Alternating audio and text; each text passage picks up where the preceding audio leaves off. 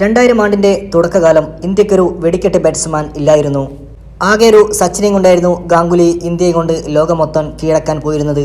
പലപ്പോഴും പതറി. സച്ചിൻ ഔട്ടായാൽ കളി തോറ്റു എന്ന് പറഞ്ഞ് ജനങ്ങൾ TV ഓഫാക്കിയിരുന്ന കാലഘട്ടം.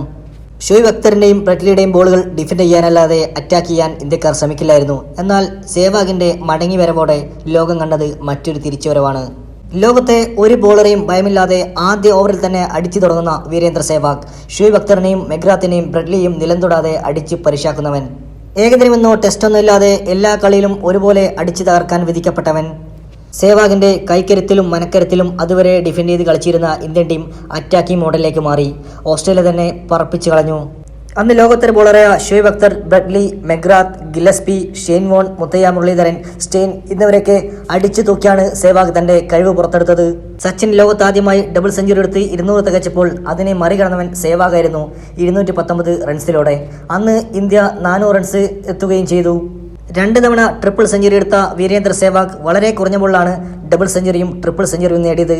അതുമൊരു ലോക റെക്കോർഡായി മാറി. ഇന്നും ഇന്ത്യ കണ്ട ഏറ്റവും മികച്ച വെടിക്കെട്ട് വീരൻ ആരാണെന്ന ചോദ്യത്തിന് ഒറ്റ ഉത്തരമേ ഉള്ളൂ.